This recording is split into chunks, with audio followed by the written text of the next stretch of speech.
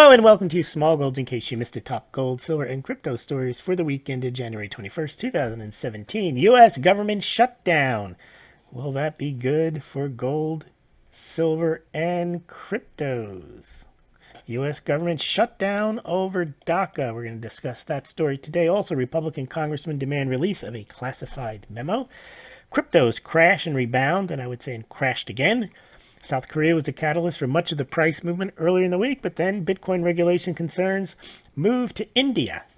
St. Louis Fed issues a report on Bitcoin. Bundesbank reported to hold some Chinese yuan in reserves.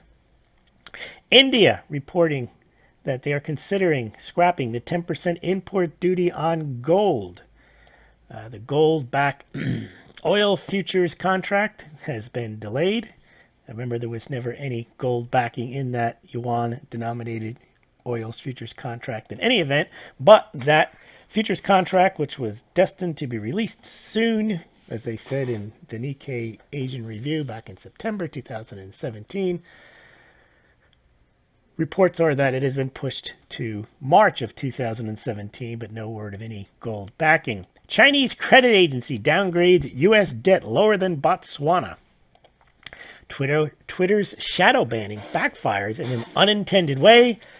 Chinese growth and inbound direct investment fall sharply, and a gold refiner goes bust, and gold's environmental damage and drug connection. These are some of the stories we're going to be talking about in today's episode, so strap in. If you pay attention the whole time and listen to the whole thing, you'll be well prepared for what comes your way next week. So let's take a look at the gold and silver prices. Gold opened up for the first part of the week lower. It rallied towards the end of the week as the looked like the government shutdown was going to happen. However, the prices on Friday do not reflect the shutdown, which officially occurred at midnight on Friday. So gold closed down just a few bucks, $7, down 0.5%. Silver closed down a bit more, about 1.1%, down to $17 as a result of the larger decline in silver. The gold-silver ratio rose to 78.32 to 1. So we'll see what happens when the markets open this evening, Sunday night, for the prices of gold and silver. Immediately after the announcement that the government was going to shut down, the cryptocurrencies rallied very hard on Friday evening into Saturday, and then they fell again today on the news of the Indian. It's not a crackdown. The Indian banks shut off access to their cryptocurrency exchange accounts, and they want to check out what's going on there. Okay, so let's take a look. First, let's start with Moronica. We've been doing this for a couple of weeks. These are some of the stupid statements and things that we find amusing during the week. Well, here we have a guy, Jeff Flake. Now, he is supposedly a Republican senator, and he's on his way out. He's a vehement anti-Trumper, and he gave a barn burner speech comparing Trump to Stalin. So, literally, Hitler didn't work, so let's try literally Stalin. Now, I have a problem with calling anyone Hitler or Stalin unless you can show that they have instituted death camps, re-education camps, mass murdered people. Once you do that, I believe you're only appealing to people who want the raw meat, who may be against your political opponent. So you want to be against somebody and you've got your audience who's against Trump, call him Hitler, call him Stalin. However, it's very ineffective and I think stupid to call Trump Stalin or Hitler, because you can attack Donald Trump in many ways for what he is. You don't have to elevate him to the, or debase him to the level of Hitler or Stalin. I think you lose all your credibility when you start calling your enemies Hitler, Stalin, because your audience either has to just believe anything you want to say negative about your political opponent, or you have to assume they're 100% ignorant as to exactly what Hitler, Stalin did. Might as well call him Pol Pot too. This one requires no explanation. Just take a look at the picture, click on the NBC News on the website, and find out how this guy managed not to crash into the house, but he managed to crash into a second-story window. Smart driving there. Now here's one. There's a chart here. I'm not going to show it to you. You've all seen the bubble chart. It goes up and then it comes down. And they show the different phases of the bubble. Well, people are putting that chart out again and showing it with Bitcoin. The problem with that chart is you could show that chart at different stages of all the Bitcoin bubbles, so to speak, when it went from 0 to 120 and back down to 20, and then when it went from 100 up to 1,000 and went back down to 400. You can show that chart at any point. There's no special genius in showing a chart that shows that Bitcoin is a bubble. You could show that chart at any point. It's not very original. It's up at the same level of calling Bitcoin or comparing it to the tulip bubble. Yeah, I mean, there was that book, The Extraordinary Popular Delusions and Madness of Crowds. Everybody likes to cite it. They sound like they're smart when they cite it, just like the people who are always citing Sun Tzu in The Art of War. Not everything is Sun Tzu. Not everything is a bubble. And I just find that the whole thing, when people are calling Bitcoin a bubble, it's beyond a bubble. It's something different than a bubble because it's been a bubble for 7 years. And to me, a bubble bursts, it rises, it bursts, and that's the end of it. You never hear of it again, or it never ever attains the peaks that it had. And tulip bulbs have never been as expensive in 400 or 500 years. Now, here's Chris Cuomo. Now, Trump has an Indian American aide, and showing the insensitivity. See, because Indian Americans, I suppose, don't complain about discrimination. So they're not, the people that are worried about offending people don't worry about, I suppose, offending Indian Americans. And Cuomo happened to call one of the Trump aides Raj, whatever his name is. That is not, that would not be acceptable for other ethnic groups, but I suppose it's okay for Indians. And here's Joe Biden, just a few years ago, explaining in his eminent wisdom about, he's trying to impress upon a person from India visiting the country about how his relationship with Indian Americans are, and he's bragging that you cannot go to a 7-Eleven or a Dunkin' Donuts unless you have a slight Indian accent. I'm not joking. And there is your sensitive Joe Biden vice president. Now, this is a great story for stupidity. There's a guy, he's a rock star. Does he look like a rock star? His name is Moby. He claims that the CIA asked him to post about Trump and Russia. Now, I don't know what's stupider. The CIA asking this guy to post about Russia and Trump, because who is he? I mean, you might remember him from the 90s. He had a couple of good tunes. But the point is, no one listens to him that I know of. No one follows him for his political views. They may listen to his music, but he's not a statesman that I know of. I've never heard of him making statements. So I would say this is a CIA mess up.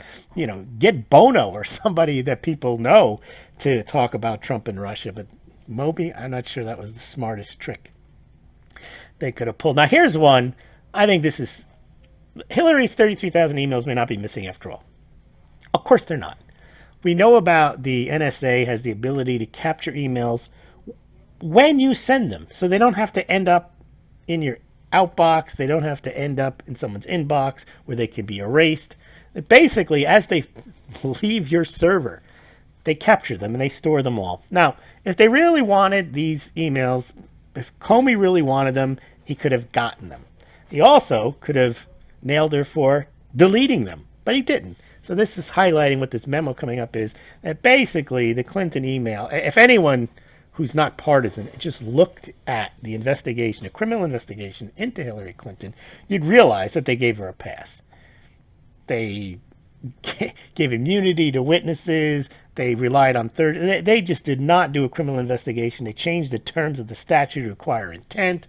They removed gross negligence to extremely carelessness. They did anything they could. Comey didn't even attend her final interview. It wasn't recorded. He had written an exoneration letter before the investigation was conducted. So this whole thing is obviously was a fix from the beginning. And if they want those 33,000 emails, they easily could have had them. And there's my point about how in Utah, that place they have for the NSA, it captures them and they would have them. Now let's talk about shadow banning. During the week, Project Veritas issued another one of these gotcha videos where they had Twitter employees and former engineers saying how Twitter employees shadow banning tell us something we don't know. So people that are shadow banned, they send out a tweet. They think this is the greatest tweet ever sent out. And effectively no one sees it unless they are a follower of that person and they actually go to their Twitter feed and look for it. Otherwise, it just goes into the ether. And that's how Twitter thinks that they are, helping to shape political discourse. And they have people on the Project Veritas tape saying, we remove all the blanky people. We want to make sure that their stuff doesn't get seen. Now, the reason that's stupid, besides it being an outrage over free speech of what they claim to be the town hall, they only want the points of view they want to hear. And you notice, if you ever look under Donald Trump's Twitter feed, all the comments, the first 5 or 7 or 10 comments, are all totally negative, ripping on the guy. And you know that that's not the case. And also, by the way, in the Project Veritas, if you hadn't heard, they also go through your direct messages, their private messages. They look at the... Anyway, but that's not what we're here to talk about. We're talking about how the shadow banning is stupidity, or part of the Moronica, why it's part of Moronica today. So first of all, shadow banning, the idea is that, well, you discourage people, they don't get their point of view across. But what they fail to realize is that doesn't stop those people from having those points of view. That doesn't limit the number of people that may have those points of view. So it's like you're in a battle and you're a sycophant, and you go to your general and you show him, how many tanks and guns and stuff you've aligned. And then you don't show him how many tanks and guns and weapons are on the other side. You only show a few dots on that side, and you show your massive army on your side. Well, what does that do? That makes you think. That makes the general think that, good job, you've got it all lined up. You got a powerful army here. But what happens when the battle lines are drawn and the battle commences? You haven't told the general really the strength of your enemy. So by banning all these people, and this gets into the government shutdown, I noticed that, and I see people will come up to me and they'll just blare out their negative opinions on Trump or some point of view that they just assume everyone shares. And the reason they assume that, I guess, is because they're on Twitter and that's all they see, or they're on Facebook and that's all they see. They watch whatever media they watch. They only see one point of view, so they just assume anyone without 3 heads, anyone who can stand up and talk, must agree with them, and they want to tell you, their point of view. And the reason they have that point of view is they don't see on social media opposing points of view. They have no idea how many people disagree with them. All right, let's move on now to the next stupidity. Okay, so this has probably been long forgotten, but it probably was very terrifying for those people, our friends in Hawaii, who received a message that basically, duck and cover, incoming missile, you're done. Okay, somehow this was Trump's fault. I'm not sure how that is. It's a state issue. The state ran the thing, and apparently the guy was looking at the system. He hit the pull-down menu, and he hit not a drill, but real. How do you blame Trump for that one? I'm not sure. Now, which one is this? This one, I rarely use expletives either on this show or on Twitter, but here I actually wrote the word out. By the way, this whole S-hole gate concept is beyond the pale, because people are treating this as if it's not just words, but it's something far more sinister than words, while other things are happening. But let's see what this one here, while I'm doing that one, there's another one here from Newsweek. This I can't even believe this is real stupidity. This is beyond Moronica. I think, when you look at stupidity, it goes, the highest level is in stupidity is a high moron, then you have a low moron, then you have an idiot, and then you have an imbecile. Now, people throw these terms around interchangeably. They're not really the same. A high moron is a functioning person. A low moron is still a functioning person. An idiot is someone who has a lot of trouble putting sentences together, and these are legitimate terms, but people use them derogatorily. But an imbecile is somebody who basically can't function. But this one here from Newsweek, look at this tweet. Hillary Clinton could still become president if Russia probe finds conspiracy evidence. No, she can't. Newsweek, you win the Smaulgld Award of the week. That is the dumbest thing I have seen. And by the way, that's not even news. That was based on something that Lawrence Lessig, a Harvard professor, who used to be, I thought, a very distinguished constitutional scholar, but he's drank the Kool-Aid and has decided whatever you can do to be against Trump, just use your platform and say that what it is.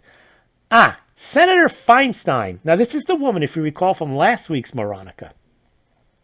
She said, quote, I released the documents because I had a cold. Okay.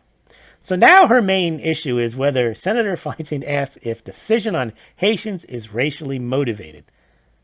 Well, that's what she's worried about. Well, wrong. It wasn't racially motivated. He said what he said because he had a cold. How dumb can that woman be? Anyway. Now here's real stupidity. This is second prize. This is the Attorney General of California, Xavier Becerra. Okay? So, this is a states' rights issue, and I get it. So the states like to say that they can do certain things like create drug laws and that the federal government shouldn't have the authority to override them. Now, under the Constitution, that is correct. One could argue that federal drug laws, they are not enumerated by the Constitution, therefore they are reserved by the 10th Amendment, and that states have a right to create their own drug laws. Okay? So if they want to, the feds now with Sessions decide they want to overrule the states and start prosecuting people, there's an argument there that what they're doing, they're trying to enforce that law is unconstitutional. Generally, the courts will side with the federal government. That's where the bread is buttered, and they'll say, no, they have some compelling interest in doing it. But this one, they don't. The feds have decided, and they are in charge of immigration law. That is the only thing they're in charge of, one of the only things they should be in charge of, because it is the United States of America. It's not the United States of each state, and the borders are a federal issue, not a state issue. Well, as you know, California has these sanctuary cities, and they basically say, you know, if you made it here, we're not going to bother you.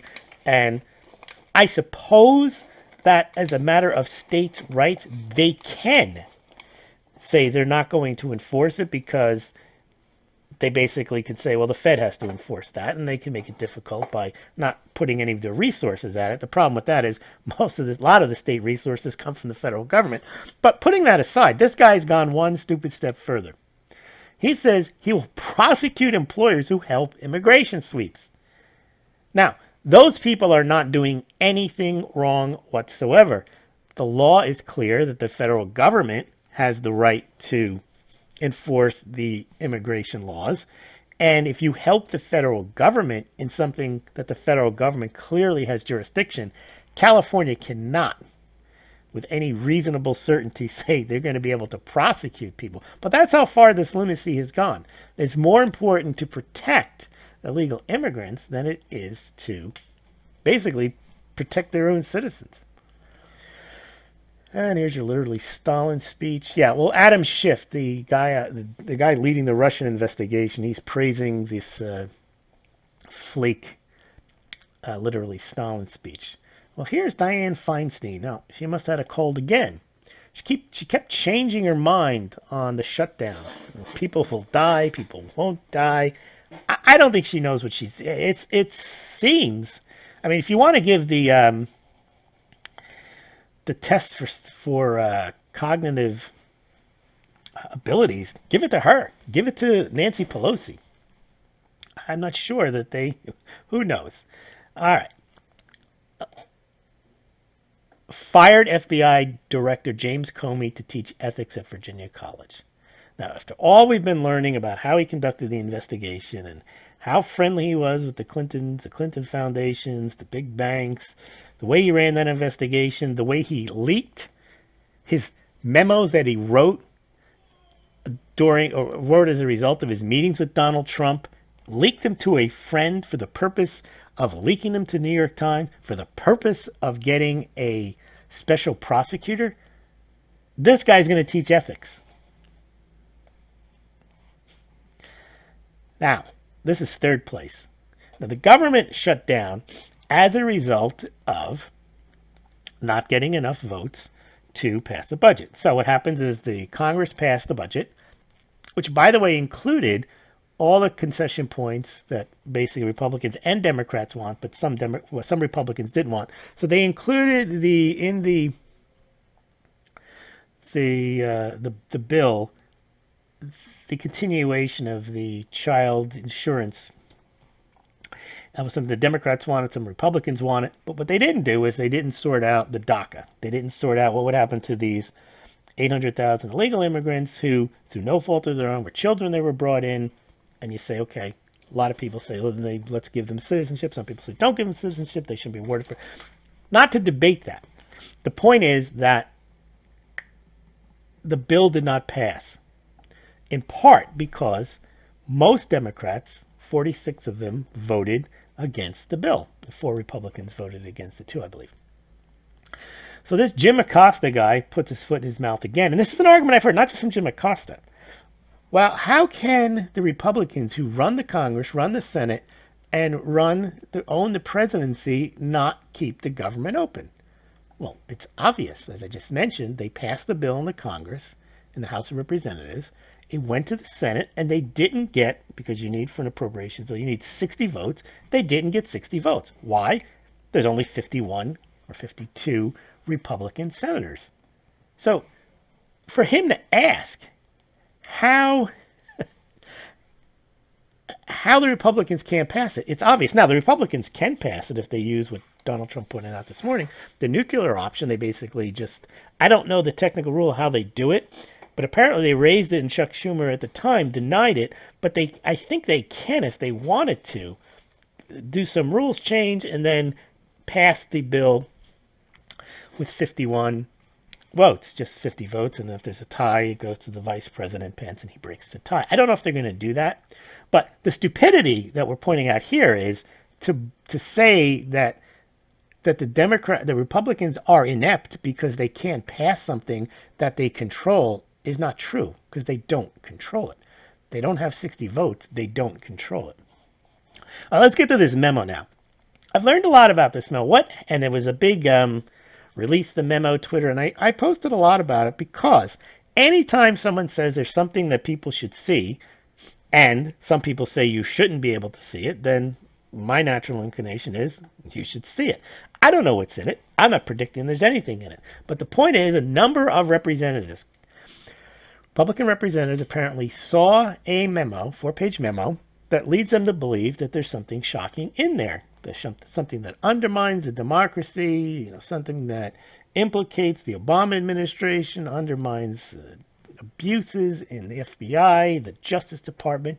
Okay, so I say let's have at it. So these guys go on TV, these representatives, and the interesting thing about the memo is, on the committee that had seen the memo, they had wanted, the Republicans on the committee wanted the rest of Congress to take a look at the memo.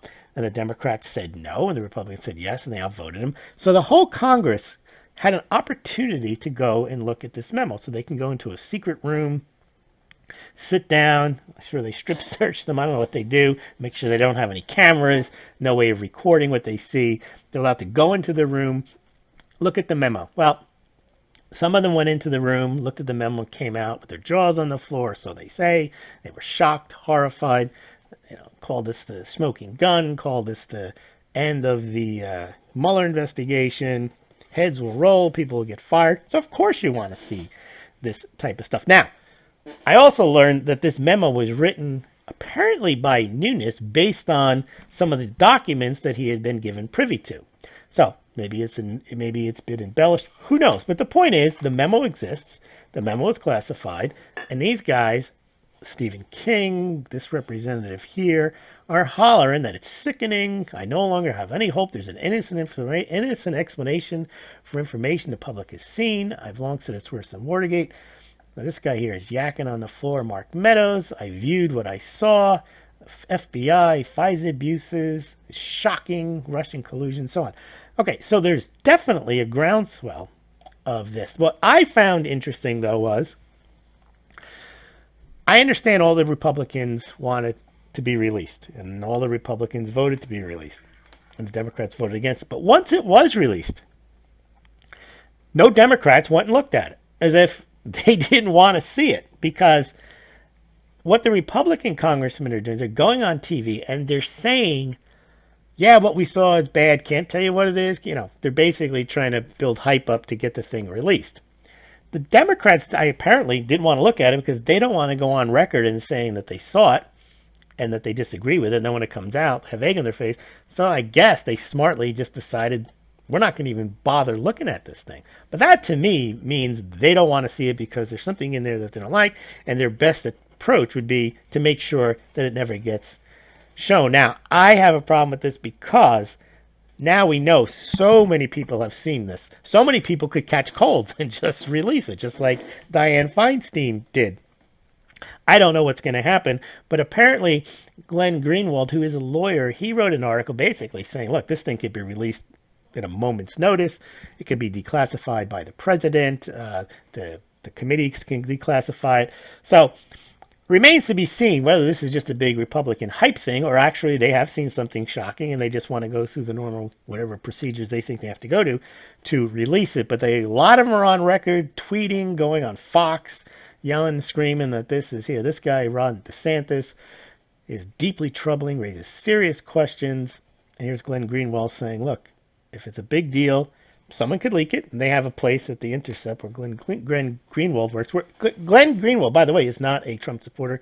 Glenn Greenwald is, like that guy H.A. Goodman, a liberal, but is also I would say, someone who's interested in following proper procedures, just like Alan Dershowitz is also not a Trump supporter. These are liberal Democrats, but they see the Trump investigation, the questioning of his sanity and so on, as Gestapo-type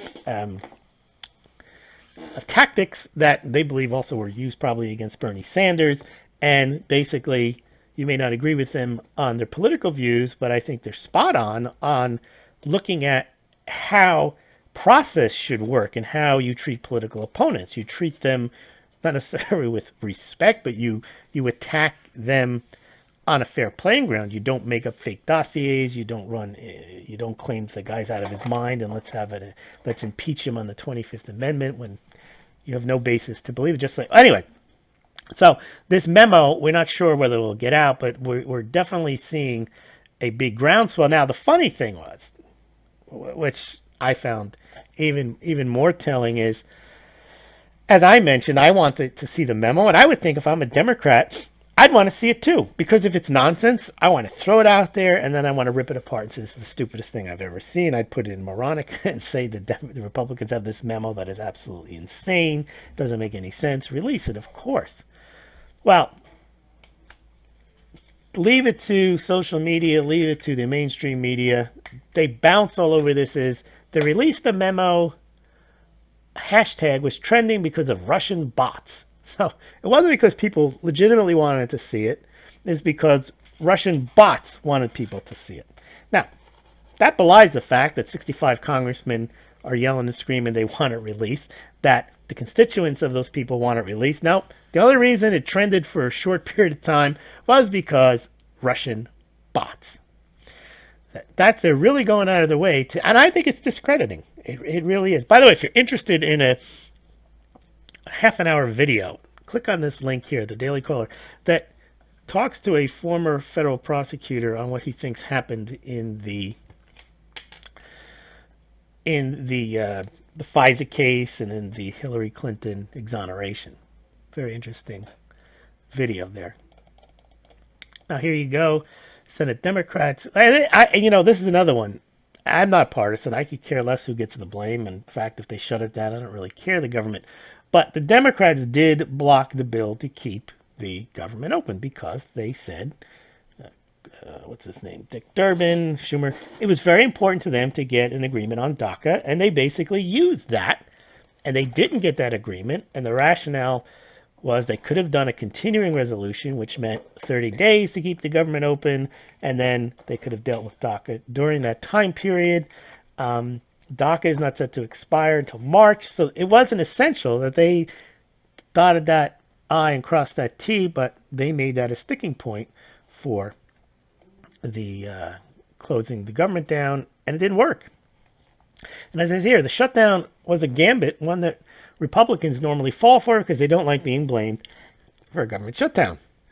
And this time, the Republicans conceded on the chip, the child insurance thing. And but now they can paint the Democrats as prioritizing illegal aliens as their number one priority. I think that's a bad strategy. I think Trump is going to make hay out of that. I think a lot, of course, the people that are hardcore Democrats are going to keep blaming the Republicans, are going to blame Trump, but it's the middle that matters. It's the independent that's going to look at this and say, seems to me like Democrats didn't vote to keep the government open. They voted against it.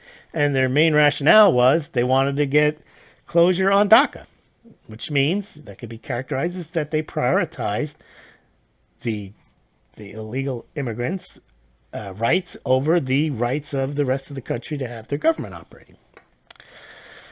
All right. Bitcoin collapse. Now, Bitcoin has been undergoing some gyrations. It had gone below 9,000, or no, it had gone below 10,000, in the 9,000s during the week.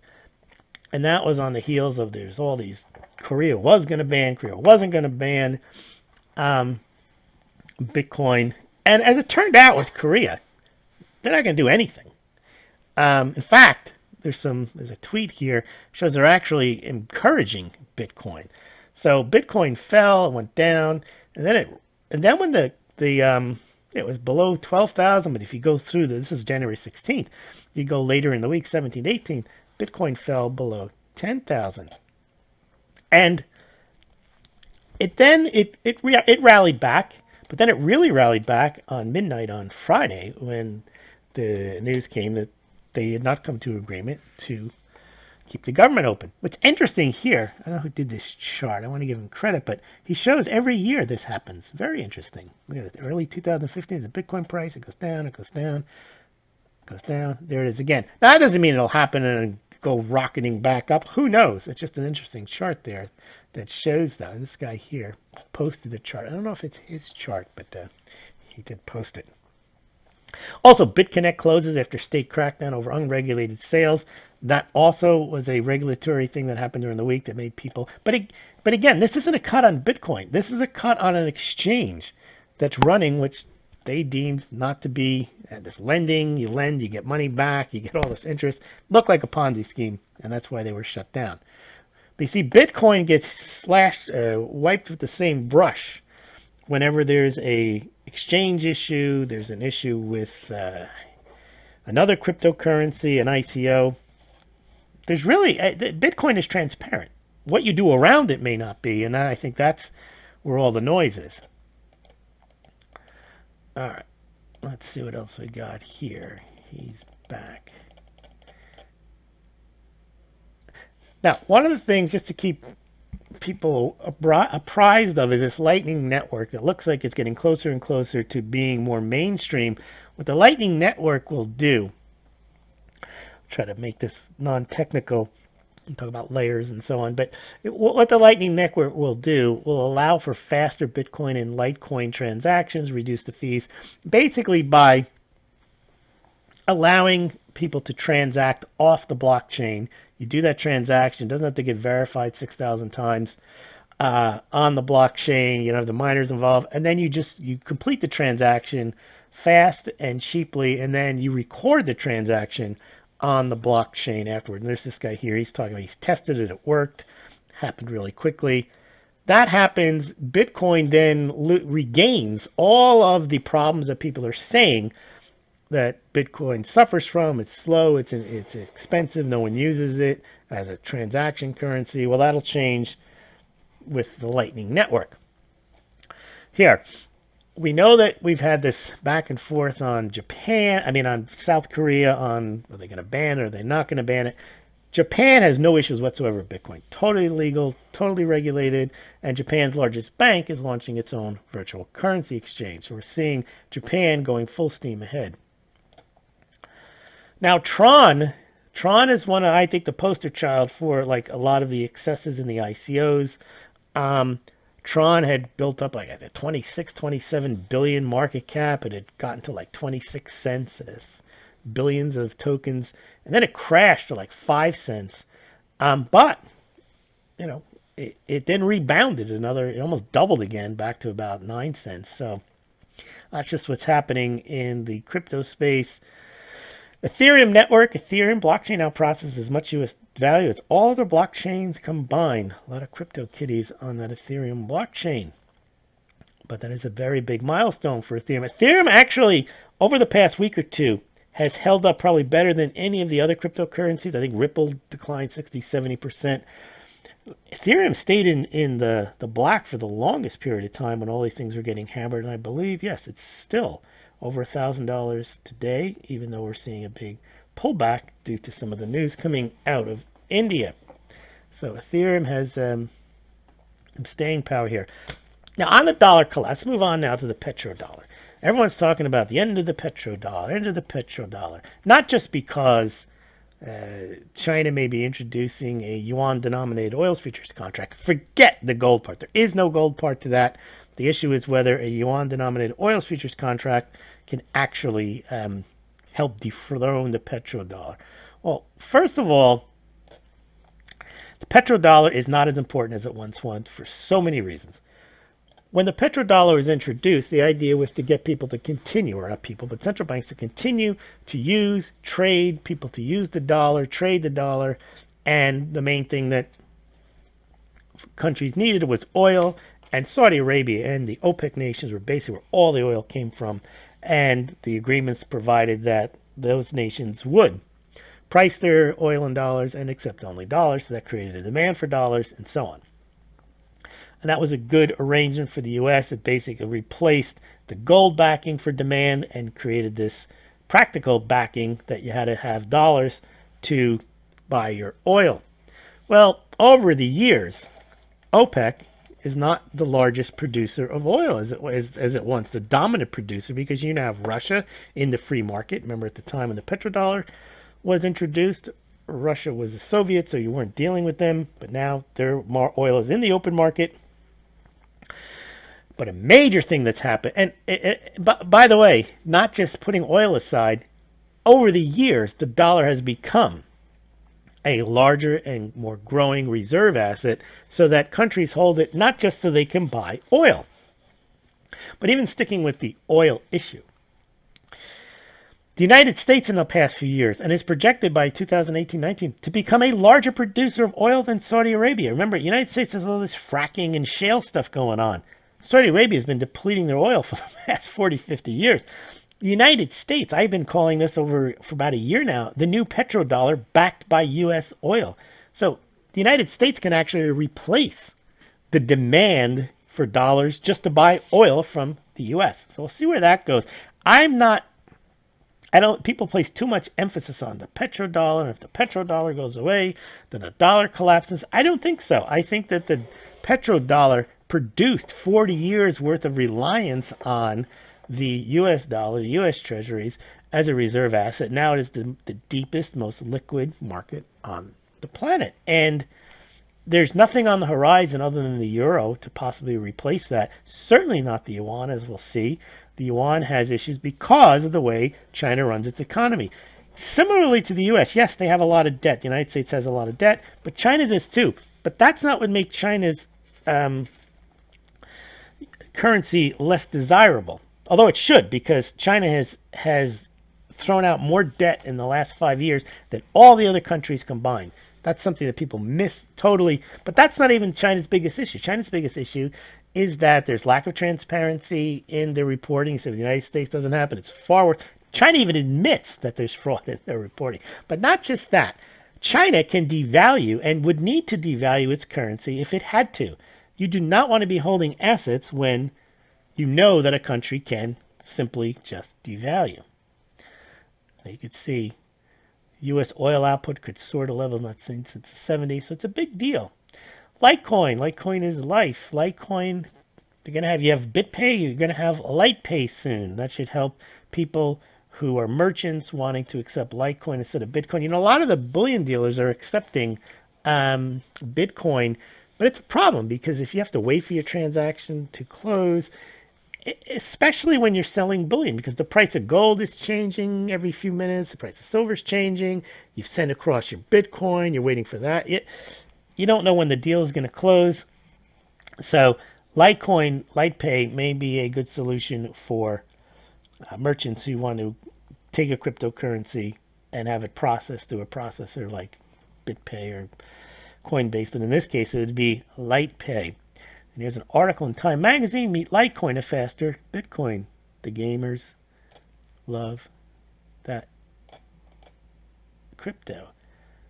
Now here's something for those of you who snore signatures. This just ties into segregated witness. I'm not going to get into it. You can click on that. That's Charlie Lee's. But again, more progress on Litecoin there. Litecoin, Bitcoin, Ethereum spike on U.S. government shutdown, and that's because cryptos work during a government shutdown. Same goes for gold and silver. We're going to wait to see what happens later today.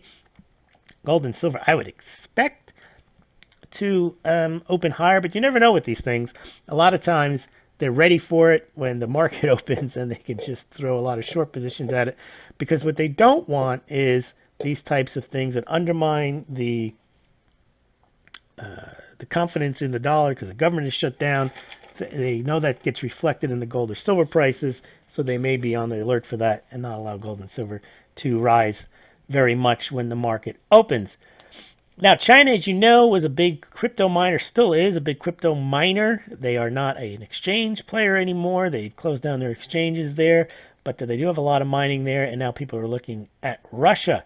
Russia has a lot of cheap energy, and maybe a lot of power stations in Russia will go towards crypto mining. Same with Canada. Those two northern countries have large amounts of energy, cheap. 80% of Bitcoin's already mined. There you go. Digital currency companies installed Malaysia's first Bitcoin ATM. So there is a, I think with what we're seeing with cryptocurrencies is 2 steps forward, 1 step back. And I think the 1 step back has been recently the threats of regulation, the issues with exchanges, but so far we have not seen anything resembling anything of a heavy-handed outright ban. To me, I think what most governments want is they want a way of tracking, and I think they know it's too big now, that it would become an underground issue for them to fight and to spend resources on, and I don't think they want to waste their time and resources on something where they could probably turn it into a net positive by regulating, collecting taxes, creating jobs. And I think they're probably willing to live with enforcement, but not enforcement of a ban, but enforcement of going after bad actors in the crypto space. I think it's too big for them now just to try to outright ban it and then throw resources at it. Unless, of course, as the German Bundesbank guy says, they can get some type of global agreement, which I doubt they'll ever get. You're not going to get Japan, South Korea, China, Russia, United States, you're not going to get all the countries to agree on some type of ban or regulation. So, they'll probably come up with something, but it's not going to happen overnight. And it's not really a pressing issue for any of the countries. They've all got other stuff to do. They got other issues going on. Here's this guy in the height of as Bitcoin is going from 12 to 13 to 10, he says goes to 100,000. Who knows? But while it was collapsing, I was saying, I still don't get the store of value safe haven argument. When Bitcoin moves up and down, it's a speculative asset. I can't see how it can be called that. Although you could argue for the last 7 years, it's gone up. So somehow it was a store of value. But to me, a store of value, it's how you define it. A store of value is something that basically doesn't change its value very much, holds its value, and if it's holding its value, if the change is going to happen if it goes up, it means that the currency that it's measured against is going down, and therefore it's still holding its value. It's not rising significantly against currencies and then crashing against them and then rising again all in the same day. But I do think when you have these big drops, I think you do create Bitcoin, Litecoin whales, people scooping up coins, quote, on the cheap. And I had an interview with Jason Osorio. You might want to check it out. You should check it out. Gold and silver and Bitcoin, the answers, depends on the questions. He gives a very thorough view of his outlook on gold, silver, and cryptos, and his view on investing. Interesting interview I had today. You can always check out the Smaulgld YouTubes. They're right on the Smaulgld channel. Also, I've mirrored that on BitChute as well, and all the podcasts are also on the Smaulgld site. You just have to go to the top right up here and they're under podcast, so you could check them out there if you're just on a web browser, you're not on an app that has YouTube, or you just prefer to look at the... By the way, when you do go to the podcast, you get something like this that you're looking at now, but you can see it better on the Smaulgld website. So I always advise people to go to the Smaulgld website, and you can look at the YouTube video right on the Smaulgld website. And I think it's an easier way of looking at the charts and the other information on the site. And you can also do research directly from the Smaulgld site as well, by going up to the top of the tabs and checking it out. See here's another one. Japanese largest bank to launch crypto exchange. We mentioned that story already. Just happen to have it here twice. Lightning Network, we talked about earlier, can make Bitcoin faster and cheaper. Now, crypto bubble. After the crash, 2 days later, Bitcoin up 29%, Ethereum up 41%, Litecoin up 47%. Now, it's the 21st today, and now they're back down another 15-20%. So this is a wild ride that you're seeing here. Here's a new ICO. It's going to raise $2 billion, largest one. See, Bitcoin here had fallen below $10,000. Right now, as we speak, it's 11,340. It had been as high as, I think, 12,900 just this time yesterday. But here, no cryptocurrency trading ban. South Korea government confirms. And that's what's basically the impetus for things to rise higher. And here's the German central bank saying any rule on Bitcoin may be global. That's definitely one of those. Good luck with that one. China escalates crackdown on cryptocurrency. I don't think people are concerned about that as much anymore. They've pretty much written off China. Feds could bank $50 million from seized Bitcoin auction. And then there was another story here. Metropolitan Bank with cryptocurrencies has ceased crypto-related transactions on its international wire service. That is something you will see where they're not comfortable with an exchange and where they're getting their money from. I think, if an American citizen opens up a crypto account and an overseas exchange, that's a red flag. They're going to want to know about that kind of stuff. They're going to try to put pressure on those companies, those exchanges, to know their customers better. The banks may put pressure on them and cut off their bank accounts. So that clearly is something I do think is going to happen. But that has nothing to do with the underlying cryptocurrency. It has to do with the regulation of exchanges. France declares war on the cryptocurrencies. I don't know if that was really what they said. The France minister was talking about taking a look at them. I didn't think he was declaring war. Here's an article why it's incredibly difficult to ban Bitcoin and other cryptocurrencies.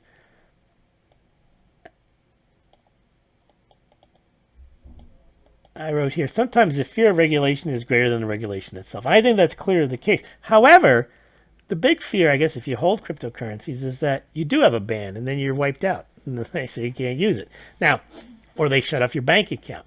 So it is a real threat. It's probably not, it's probably something that people have to look at on what's the percentage chance. Can it happen? Yes. Is it a 10% chance, a 2% chance, a 90% chance? I think that's what the price reflects. And then when they have these headlines, people raise the odds of that happening, and the price goes down. And then when it turns out to be, oh, well, never mind, or we don't really mean that, or it doesn't happen, then the price goes back up. But there's a question I had. Where is the South Korean ban? I've been hearing about it. When does it start? How does it work? Do they arrest people, deport them, send them to North Korea? So the North Korea threat, South Korea threat seems to have passed, but now they have this Indian threat. There's always going to be these threats that a government, some governments, a combination of governments are going to do something to shut down the crypto space. Here, France creates working group for cryptocurrency regulation. That, to me, doesn't mean France bans cryptocurrency. That means they want to work something out because they want the benefits of this. Their bankers want the benefits of this. Their tax collectors want the benefits of the cryptocurrencies. They want to regulate. They want to collect taxes. That's my view. If I was a government, if I was a bureaucrat, I don't want to be in charge of banning anything. I want to be in charge of extracting my my tribute from this for doing nothing. It's called rent seeking. The cryptocurrencies are out there, and somehow you're going to get a piece of it. And I think that's what they want. And I think that's where, other than the most totalitarian governments, that's what they wanted. This is an ironic one here. South Korea, government officials accused of crypto insider trading. I think what the guy did was he knew that they were going to release something about maybe banning it He sold all of his stuff in advance. I think that's what happened. I can read the article. But the other thing that people aren't counting on, uproar, South Korea plans cryptocurrency crackdown. A lot of people, not just traders of cryptocurrencies, but people that don't believe in government intrusion into certain things, if people want to gamble and trade cryptocurrencies or do whatever they want, or they have jobs in the space, they don't want the government telling them they can't have that job or they can't gamble when they want. And, you know, governments definitely have, they like legalized gambling. I mean, they have Las Vegas, they have Atlantic City, they have Macau, they have these places where you can go and legalize gambling and they collect money. Yeah, one could say that the stock exchange is legalized gambling. One can say the cryptocurrencies are legalized gambling, and if they are, well, if they do make more formally cryptocurrencies exchanges legalize gambling, well, they're going to get their cut. But here's a guy from South Korea. Basically, several employees and officials within the financial supervisory service of South Korea bought and sold Bitcoin right before the false cryptocurrency trading ban. So they were under investigation for manipulation there. However, the same reporter here basically says that he noted that in South Korea, the same people that were talking about the ban in the government said that shutting down cryptocurrencies exchange is realistically impossible, and they have a lack of proper authority to do so. So a minor detail on all this ban talk. Now the SEC, I have to give them kudos the way they've been handling the regulation. They have given general guidance to investors on investing in ICOs. They have warned those that are issuing ICOs that they may be deemed securities and that therefore the SEC may take a look at them. And they've also worked with the CFTC to talk about enforcement actions where something may be a commodity or may not be a commodity. CFTC covers commodities. Or if the SEC is going to cover it, it's because it's a security. So the SEC has gone after specific ICOs and has also given general guidance. So far, they have done what they should do. They're not really supposed to be a political agency. They're supposed to ensure of fraud-free markets. They're not really supposed to opine on whether anything is a good or a bad investment, just that they want the investors, the potential investors or gamblers, to have the information in front of them that they can use to make an informed decision. That's one of the things that they write on a SEC. It's not an approved prospectus, but an SEC registration statement that they allow to go effective is basically that this information, there's a lot of information in here. The SEC has reviewed it. They don't thumb up it. They don't thumb down it. They basically review it and say, in our opinion, we'll allow this to go out there, but because we think it has all the material information. But if it doesn't, we're not on the hook. You are, as an issuer, you got to make sure that you've disclosed everything. That's what the SEC's job is. In theory, if they do the job right, that's what will happen to cryptocurrencies. They'll want people who issue ICOs to release all the information so investors can make a sound decision. Just putting out a white paper and saying to the moon, that's not going to cut it. Now, here's this guy from South Korea. He's saying OKCoin and Huobi launching in South Korea this year. Those are, I think those were, I know Huobi was one of the largest Chinese cryptocurrency exchanges. I think OKCoin is already South Korea. I'm not sure. But in any event, they're going to be opening up in South Korea. South Korea government is considering Bitcoin futures. And he's saying that there's 10 more exchanges launching in South Korea. And there's going to be a debate on public blockchain versus permissionless blockchain on national TV. And then he says, does this look like a market that's going to ban Bitcoin trading? He asked rhetorically, and his answer is nope. Now, here's something that I saw, which is very interesting. It says, it's a further sign that regulators are cracking down on the emerging asset class. No, they're not cracking down on cryptocurrencies. They're cracking down on the fraud, not the cryptocurrencies themselves. See, this article was in Reuters, and the U.S. CFTC sued 3 virtual currencies operators for fraud. And then Reuters pinned that as they're cracking down on the emerging asset class. No, they're not. They're cracking down on fraud in the emerging asset class. And then we had earlier today, just out last night, top banks suspend major Bitcoin exchanges in India. And there's some confusion in India what's going on. As we mentioned, there's confusion in India about what's going on with gold. We're going to get to that in a second. Central banks and Bitcoin, they want global regulation, at least the Bundesbank does. Visa says that Bitcoin isn't a payment system. Now, the St. Louis Fed, I got the link here. You can click on it. Very surprised to see they are not in any way opposed to Bitcoin in this article. It says Bitcoin is not the only currency that has no intrinsic value. You know, they were going through the pros and cons of Bitcoin. It says, look, state monopoly currencies such as the US dollar, the euro, the Swiss francs have no intrinsic value either. Well, straight up, that's what the St. Louis Fed is saying, that all of us know, that all fiat currencies have no intrinsic value, and Bitcoin doesn't either. I know it depends on how you define intrinsic. I'm not going to get into that right now. But the point being is for the Fed to recognize that fact and saying that's not really something to be against Bitcoin for was, to be eye-opening. They also said Bitcoin should not be neglected because it makes possible to represent digital property without the need for central authority, which means without the need for authorities like theirs. And this could lead to a creation of a new asset class that could mature into a valuable portfolio diversification instrument. That sounds very positive. They're basically saying, look, probably can't use it as a currency because it sucks at the moment, but we talked about Lightning Network. That might change that. But here they're saying, look, you want to hold Bitcoin, it could be a good thing. Could be a mature, valuable instrument for your portfolio diversification. Platinum, very interesting. Total shocker. Platinum generally trades at a premium to gold and always at a premium to palladium, almost always. Palladium's always been like 2 or 3 times cheaper. Real trouble in the platinum market is that not only has platinum been trading below gold for the last 2.5 years, palladium has passed it. And that is quite a shocker. So the industry appears to be in a bit of a panic. And I guess what they're doing now, the trade industries are trying to sell platinum jewelry.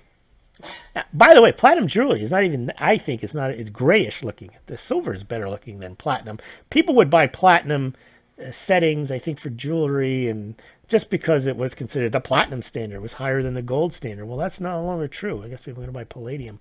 There's palladium there. India and gold. Back in 2013, India instituted a 10% gold import duty just at the time where the price of gold had been dropping and gold demand in India had been soaring. Now, India, the government, does not like gold, even though Indians themselves like gold and have liked gold, loved gold for thousands of years and continue to do so. The Indian government's against it, not only because it runs interference with their own rupee, which they can recall at any moment, or because it could be used to evade taxes, but because it screws up their balance of trade. India has no significant or even insignificant gold reserves that are being exploited at the moment, and so therefore they have to import basically all of their gold other than the gold that gets recycled in the secondary market that's already in India. As a result, sometimes Indian gold imports make up 15 to 20% of overall imports into that country. So obviously, in order to try to stop that, they've had this 10% duty. They added a jewelry tax, they have goods and services taxes on gold. They do anything to try to wean the Indian people off of gold. They try to make them turn their gold in and take bonds that pay interest on the gold that they turn in. Nothing seems to work. Indian gold demand remains high no matter what they do. Now they're talking about lowering the import duty from 10% or even down to 0. Now that would have a significant impact on gold demand, physical gold demand in India, and perhaps on the price, because even though India is either the number 1 or number 2 consumer of gold behind India or behind China or ahead of China, gold demand in the United States and in Europe, Germany and so on, is deemed to be high. But that gold demand takes the form of ETFs and those types of paper traded funds as opposed to actually people buying physical gold. And in the United States, the U.S. Mint gold sales were at a 10-year low down in 2017 down to lows of 2007, even though ETF demand is up and was at record levels in Germany. So Westerners are buying paper gold, ETF gold, but India is still buying the real thing, as are people in China. So a reduction of the import duty may have an impact on an increase in gold demand. So there's a number of stories there. You can check them out on the Smaulgld website. Now, we also saw during the week some interesting stories. I try to be fair here. A lot of people complain that Bitcoin wastes a lot of energy. It's environmentally unfriendly. Well, gold is too. The problem with gold is they do strip mining, they do illegal mining, they do unenvironmentally friendly mining, they put mercury in the water. It is pretty much an environmental disaster. Now, what happened is, interesting story, is Ohio Precious Metals in Jackson, Ohio. It's pretty much in a rural area from what I understand. They had to close down because I think they were owned by Elemental Metals, who also I think owns Provident Metals. And apparently there's nothing wrong with any of these companies. They all were, it's almost like this Nick Leeson guy screwed Barings. It seems like these illegal gold traders destroyed the reputation and the finances of Elemental Metals, Ohio Precious Metals, and I think Provident Metals is still around. But apparently these three Miami gold traders, they were selling illegal gold. They were bringing it in, and they were putting in this Ohio factory where they smelt it down and cast it into bars and so on. And they were creating a lot of employment in the company because they were bringing a lot more gold in than they would normally be able to bring in if they were bringing it in illegally. So they had a renaissance in the metal refinery, a lot of good jobs in this town in Ohio, and then it all went bust when they got caught. So then there was another story about how drug lords, and this is the thing, Bitcoin is used for money laundering. Well, gold is too. The gold drug connection. This is the ban gold argument, how drug lords made millions smuggling gold to Miami for your jewelry and phones. So it wasn't just these three guys at Elemental Metals. I believe that was the company. I'm pretty sure they're the ones who own this Ohio Precious Metals. If not, apologies to Elemental Metals. But also others were doing the same thing and do the same thing. They smuggle gold into places where they get smelted down and melted down and cast into bars or made into sizes that can be used for electronics. And there's a lot of money laundering going on and drugs and so on. Now, gold imports surged 72% in December. This is in India. We've been reporting on Indian gold imports. They're up all year, as are silver imports. Russian treasury holdings exceed their gold holdings. Very important point people miss. I report on both. I report on Russia's gold, Russian gold reserves, which are increasing at a record pace, 223 tons.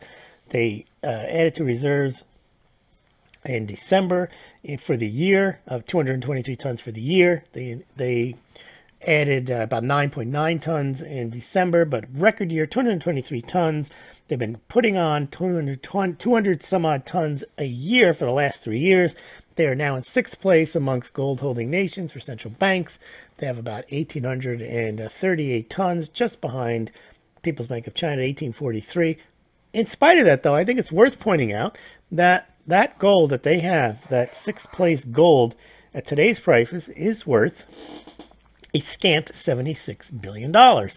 Now, Russia, which is also not a big fan of the United States, is under sanctions.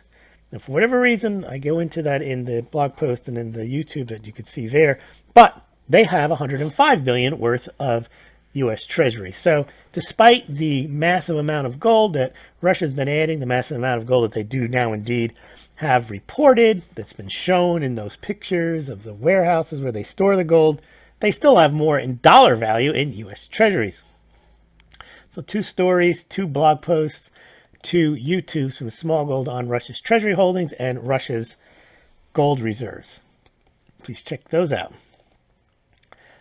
Azerbaijan has increased its silver and copper production, so that's an important point. Now let's do some of the gold pumper stories. Alert! Panic! Banks are losing control. They talk about game over. Gold 10,000, silver 667. You read that story and run out and buy gold and silver. Here's one blast from the past. $1,500 silver from Mike Maloney at Gold and Silver Bullion Investing. This was back in, I think, 2011 11 to 7. I don't know what it is. But don't miss your chance to buy a home for just 500 ounces of silver. Hidden secrets of hype. Here, hidden secrets of the price of silver. January 15th, 2010, price of silver, $18.52. January 15th, 2018, 8 years later, after this big surge was coming in silver and was going to be the greatest wealth transfer in history if you just bought your gold and silver at goldsilver.com. Well, $17.33. So down. Oh, but manipulation, my eye. Okay, 8 years, and the price is lower. Yes, manipulation, but did you not know about the manipulation when you made the predictions? Oh, losing control. Now, here you go. The game changer for gold. Sorry to bring this up again, but this was in the hidden secrets of gold's game changer. Gold back yuan. Exchangeable yuan for gold on the Shanghai Gold Exchange, says Mike Maloney. Yuan proof, yuan sources. I'll show you. Nikkei Asian Review story. So there. Yep, so there. There is no yuan denominated oils futures contract that has been released that is either exchangeable for gold or backed by gold. In fact, there's not even yet an oil futures contract denominated in yuan, although I do expect that and have always said that eventually they will have that contract. How successful that will be, or how much of a game changer it's going to be, game over, I don't know. But the purpose of this particular YouTube was to say that this story was real, meaning the story that had gold exchangeable on the Shanghai Gold Exchange in connection with this soon-to-be-released game-changing yuan-denominated oils futures contract has not come to pass, will not come to pass, and you won't hear anything more about it, about the game changer. But yet 100,000 people watched this, nodded their heads, and said, wow, game changer coming for gold. Next.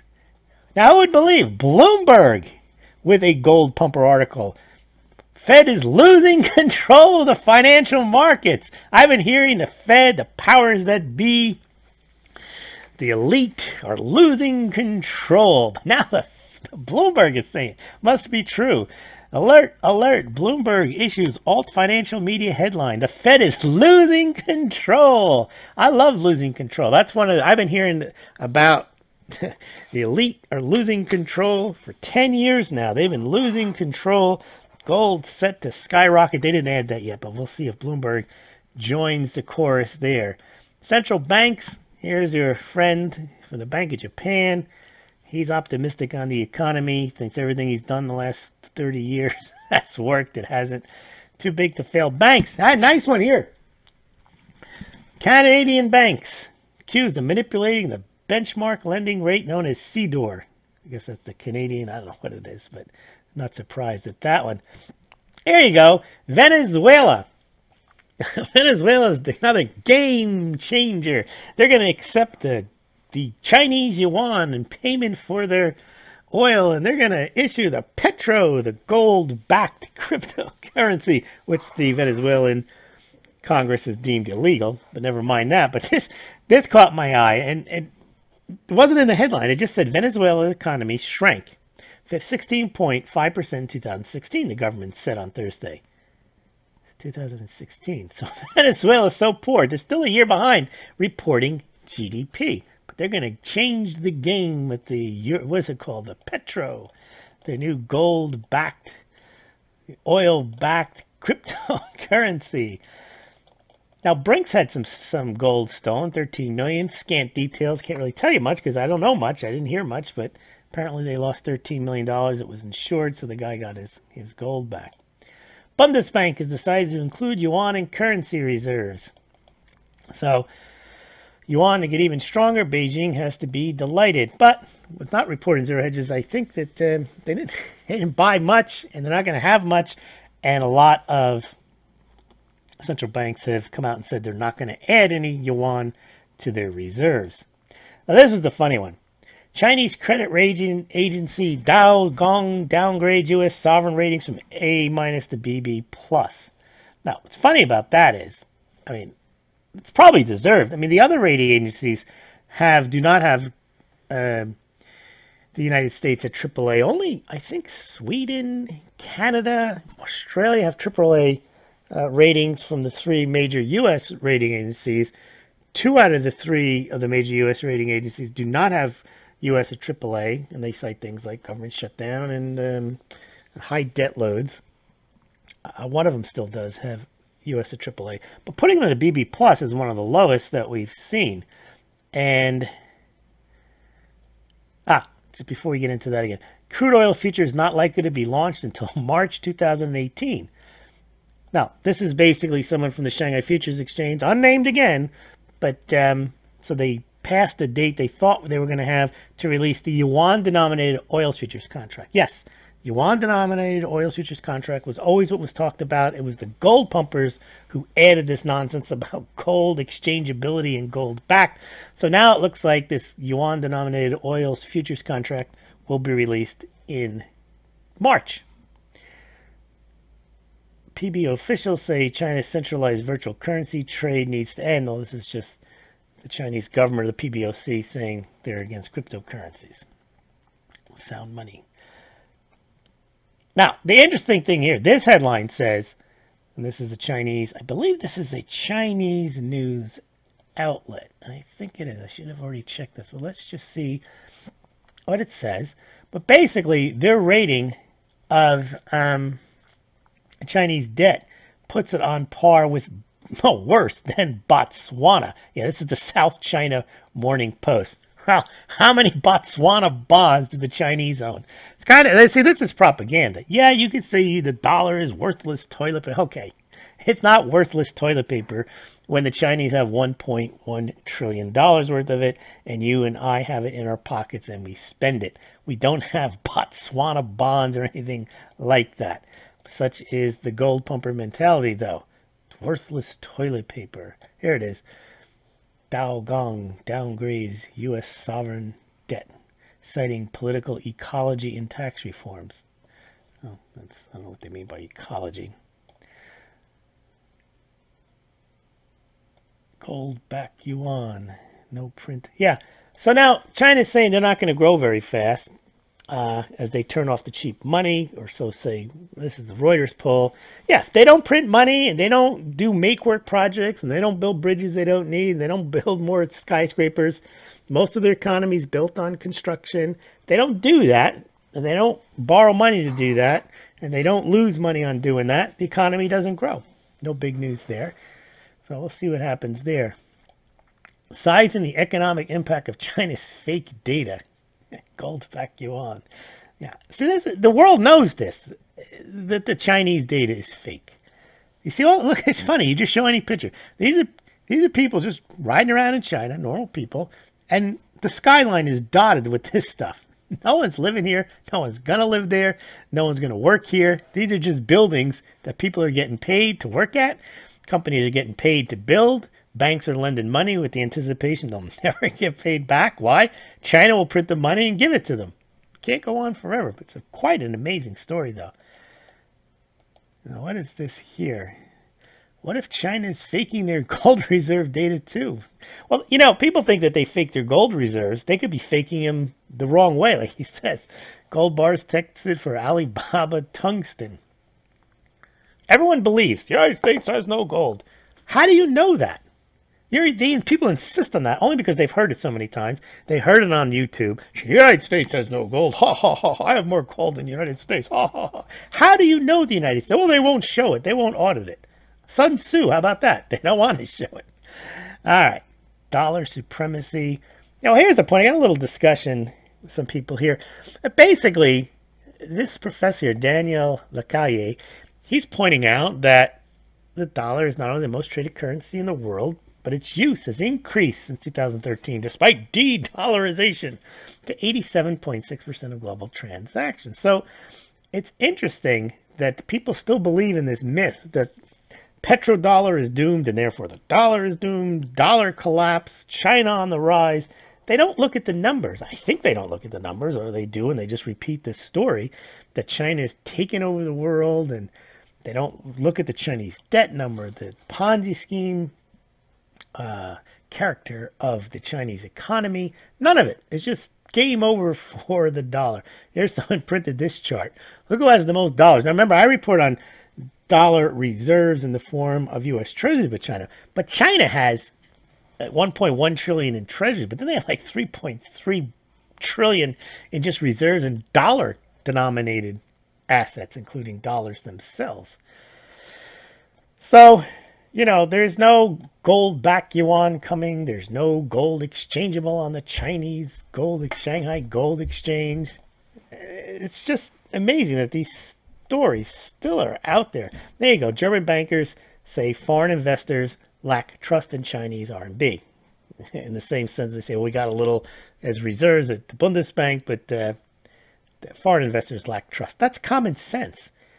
China has to play those types of games. They have to be ready, willing, and able to devalue their currency, to print up yuan, to fuel domestic growth. There's no reason why the Chinese yuan would become an international currency. And they know that. That's not their number one goal. They would like it to be. They would like the power to print money and sell it to foreigners. But they can't do that right now. California. Looking to leave. Well, not California. There's this new movement here. See the blue here? This is the liberal part. This is the conservative part. They want out. So they want to start a new state. We'll see how that happens. Now, the economy. Industrial production surges in December to record high. Apple unveils plans to repatriate billions in overseas cash, will contribute $300 billion to the economy. They're going to give $2,500 worth of stock options to every employee. Again, this is big, big stuff, all based on tax policy. We've seen this. We've seen breaking news here. Apple to give $2,500 bonuses. We're seeing so many companies offering bonuses, raising their minimum wage to employees, announcing plans to create campuses, factories, jobs. That's what you do when you give people incentives. You bring that money back from overseas. Well, here, I'll leave you with this thought. By lowering and doing that one-time repatriation charge with that cash that's overseas in the trillions from U.S. companies, the government will also make money because they're going to get taxed at 15% instead of 40%. So everyone wins. But people complain, well, they should be paying more. Well, no, they're not going to pay anything if you have it at 40%. They'll just leave it overseas. Makes so much sense to lower it, incentivize it, and to bring it back. It's a win-win. Government gets all those hundreds of billions of dollars in taxes. The companies now have the money back home. They're going to spend it in the United States. They're going to give it to their employees. They're going to build products in the United States. It's probably the single biggest thing that the government could have done. But instead, ideology says they should pay their fair share. You know, why should they pay any less than the average American? Yeah, that's stupidity. You're shooting your foot. You're biting your nose to spite your face when you want to make sure that the government, that corporations have to pay. Why do they have to pay? Because if you don't make them pay, if you try to make them pay 40%, they won't pay it. You lower it to 15%, they're going to pay you. Wouldn't you rather have all that money? Well, they wouldn't. They'd rather forego the money just to make sure they were sticking it to the corporations. Anyway, thank you very much for listening. It's a long week. We'll see you later on in the week. But if you're interested in buying gold or silver, please consider doing so through the Smaulgld site link. Smaulgld gets a small commission. You can buy your gold or silver through BGSC, Gold and Eagle Coins, SD Bullion, Money Metals Exchange. Also consider donating to Smaulgld if you enjoyed this podcast and are still listening. You can donate via PayPal, Bitcoin, Litecoin. Even consider becoming a Smaulgld patron. Thank you very much.